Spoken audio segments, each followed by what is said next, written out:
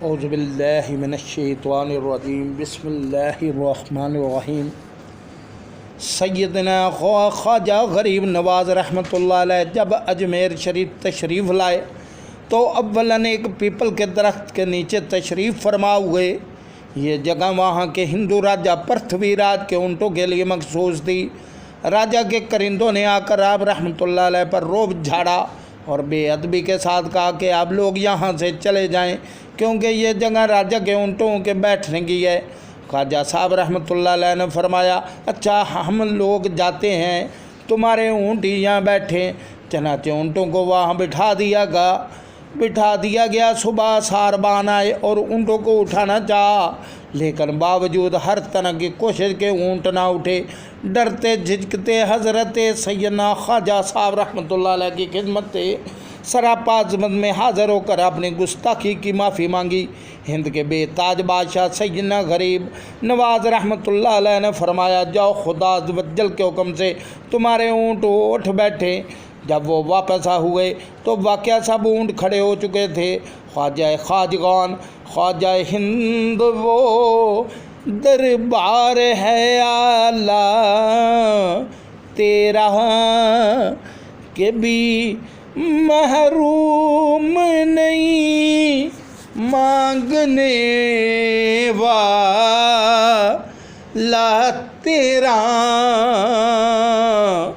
حضور خواجہ غریب نواز رحمۃ اللہ علیہ کے چند مریدین ایک بار اجمیر شریف کے مشہور تالاب انا ساگر پر غسل کرنے گئے۔ برہمنوں نے دیکھ کر شور مچا دیا کہ یہ مسلمان ہمارے تالاب کو ناپاک کر رہے ہیں۔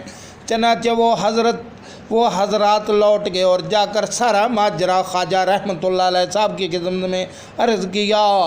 آپ رحمۃ اللہ علیہ نے ایک چھاگل پانی رکھنے کا مٹی کا برتن دے کر خادم کو حکم دیا کہ اس کو تالاب سے بھر کر لے آؤ۔ خادم نے جا کر جو ہی چھاگل کو تالاب میں ڈالا، سارے کا سارا تالاب اس چھاگل میں آ گیا۔ لوگ پانی نہ ملنے پر بے قرار ہو گئے اور آپ رحمۃ اللہ علیہ کی خدمت بابرکت میں حاضر ہو کر فریاد کرنے لگے۔ آپ رحمۃ اللہ علیہ کو رحم آ گیا اور خادم کو حکم دیا کہ جاؤ اور چھاگل کو پانی واپس تالاب میں ڈیل دو۔ خادم نے حکم کی تعمیل کی اور انا ساگر پھر پانی سے لبریز ہو گیا۔ اے تیری ذات عجب بحرے حقیقت پیارے، کسی تیراک نے پایا نہ کنارہ تیرا۔ حضرت سیدنا خواجہ غریب نواز رحمۃ اللہ علیہ اپنے ایک مرید کے جنازے میں تشریف لے گئے۔ نماز جنازہ پڑھا کر اپنے دست مبارک سے قبر میں اتارا۔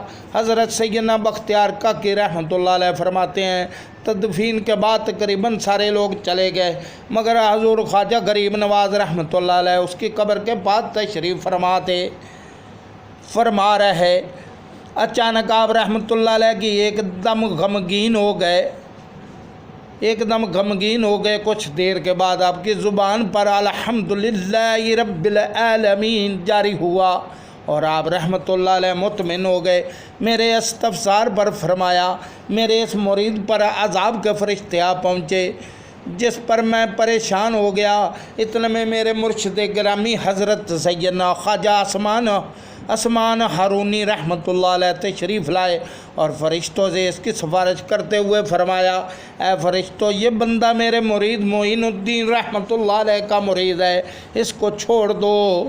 فرشتے کہنے لگے، یہ بہت ہی گنہگار شخص تھا، ابھی یہ گفتگو ہو ہی رہی تھی کہ غیب سے آواز آئی، اے فرشتوں، ہم نے عثمان ہارونی کے صدقے معین الدین چشتی کے مرید کو بخش دیا ہے۔ میٹھے میٹھے اسلامی بھائیوں، اس حقیقت سے درس ملا کہ کسی پیر کامل کا مرید بن جانا چاہیے کہ اس کی برکت سے عذاب قبر دور ہونے کی امید ہے۔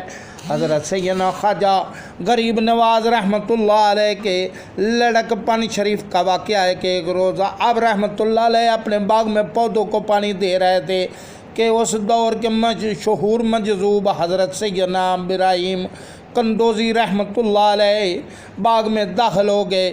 جو ہی آپ رحمۃ اللہ علیہ کی نظر اللہ عز و جل والے پر پڑی، فوراً سارا کام چھوڑ کر دوڑے اور سلام کر کے دست بوسی کی اور نہایت ہی ادب سے ایک درخت کے سائے میں بٹھایا۔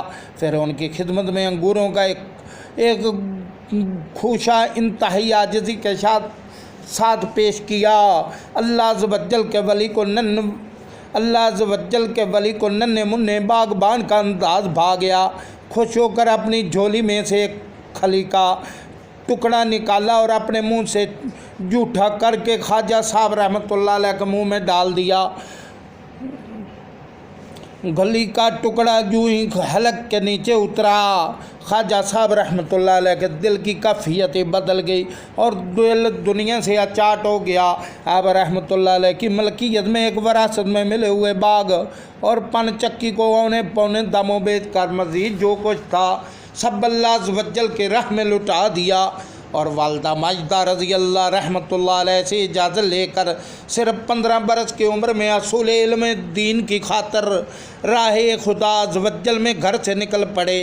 اللہ عز و جل نے آپ رحمۃ اللہ علیہ پر بے حساب کرم نوازیاں کی فرمائیں، اور آپ رحمۃ اللہ علیہ اولیاء کرام رحمۃ اللہ علیہ کے پیشوا اور ہندوستان کے بے تاج بادشاہ بن گئے۔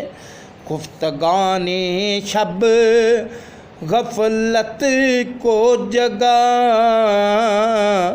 دیتا ہے، سالہ سال وہ راتوں کا نہ سونا تیرا۔ ایک روز حضرت سیدنا غریب نواز رحمۃ اللہ علیہ، حضرت سیدنا شیخ احد الدین کرمانی اور حضرت سیدنا شیخ شہاب الدین رحمۃ اللہ علیہ سہروردی ایک جگہ تشریف فرما تھے کہ ایک لڑکا سلطان شمس الدین التمش تیر و کمان لیے وہاں سے گزرا۔ اسے دیکھتے ہی حضور غوث اعظم حضور غریب نواز رحمۃ اللہ علیہ نے فرمایا یہ بچہ دلی کا بادشاہ ہو کر رہے گا، اور بالآخر یہی ہوا کہ تھوڑی عرصے میں وہ دلی کا بادشاہ بن گیا۔ تیرے منہ سے جو نکلی وہ بات ہو کے رہی، کہا جو دن کو شب ہے تو رات ہو کے رہی۔ میٹھے میٹھے اسلامی بھائیوں، ہو سکتا ہے کہ شیطان کسی کے دل میں یہ وسوسہ ڈالے کہ غیب کا علم تو صرف اللہ عز و جل ہی کو ہے، خواجہ صاحب رحمۃ اللہ علیہ نے کیسے غیب کی خبر دے دی؟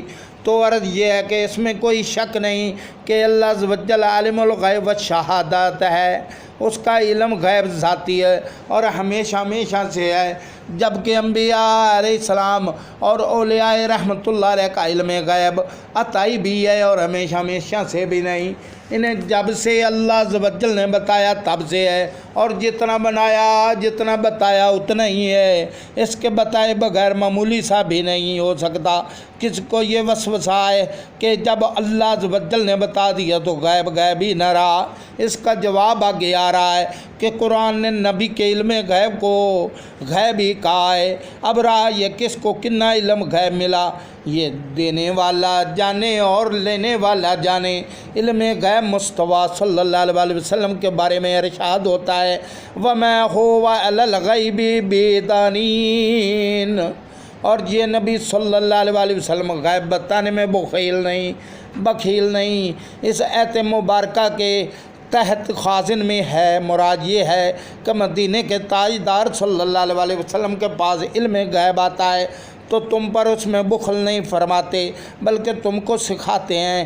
اس آیت و تفسیر سے معلوم ہوا کہ اللہ عز و جل کے محبوب جناب غیوب صلی اللہ علیہ وسلم لوگوں کو علم غیب سکھاتے ہیں، اور ظاہر ہے سکھائے گا وہی جو خود بھی جانتا ہو۔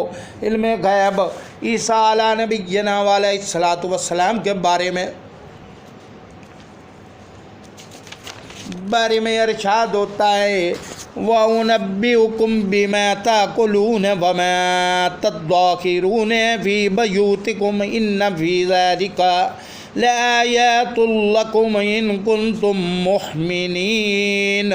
اور ترجمہ کنز الایمان، اور تمہیں بتاتا ہوں جو تم کھاتے اور جو اپنے گھروں میں جمع کر رکھتے ہو، بے شک ان باتوں میں تمہارے لیے بڑی نشانی ہے اگر تم ایمان رکھتے ہو۔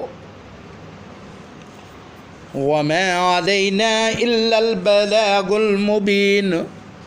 میٹھے میٹھے اسلامی بھائیوں، اس بیان سے آپ کو امید ہے کہ سیکھنے کو سبق ملا ہوگا۔ اللہ تبارک تعالیٰ آپ کو علم غیب جاننے کی توفیق عطا فرمائے۔ اللہ تعالیٰ آپ کو حق اور سچ بیان کرنے کی توفیق عطا فرمائے اور سچ حق پر چلنے کی توفیق عطا فرمائے۔ وَمَا عَلَيْنَا إِلَّا الْبَلَاغُ الْمُبِينُ۔ السلام علیکم